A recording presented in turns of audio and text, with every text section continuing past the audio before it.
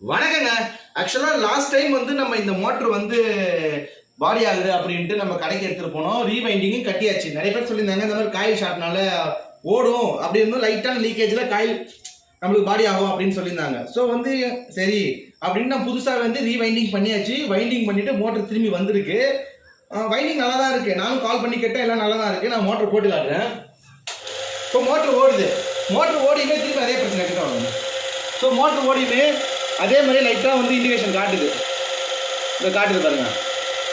So லைட்டாக indication காட்டுது. நான் வந்து இதை தொட்டா ஷாக் அடிக்குது. நான் செக் பண்ணி பார்த்துட்டேன். சரி எர்த்து கொடுப்போம் அப்படின்ட்டு எர்த்து கொடுத்தா இங்கே வந்து ஆர்சிசிபி கனெக்ட் பண்ணியிருக்கு. ஸோ எர்த்து கொடுக்கவும் ஆர்சிசிபி ட்ரிப் ஆகுது. என்ன கம்ப்ளைண்ட்டாக இருக்கும் அப்படின்ட்டு எனக்கு தெரியல. தெரிஞ்சவங்க கமெண்ட் பண்ணுங்க. நான் அப்படி இருக்க மல்டிமீட்டர் வச்சு கிட்ட வாங்க. நான் மல்டிமீட்டர் வச்சு பாடிக்கு எல்லாத்துக்கும் வந்து கண்டினியூட்டி செக் பண்ணி பார்த்தேன். அப்பயுமே வந்து நான் மல்டிமீட்டர் வச்சு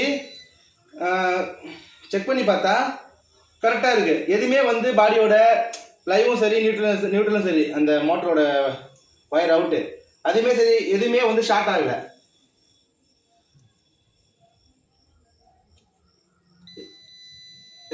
பாடி எர்த்து கரெக்டாக இருக்குது. ஆனால் லைவ் நியூட்ரலில் வச்சா எதுவுமே ஆகலை. என்ன கம்ப்ளைண்ட்னு தெரியல. தெரிஞ்சவங்க கமெண்ட் பண்ணுங்கள். நான் திரும்பி இதை கடைக்கு தான் தூக்கிட்டு போகிறேன்.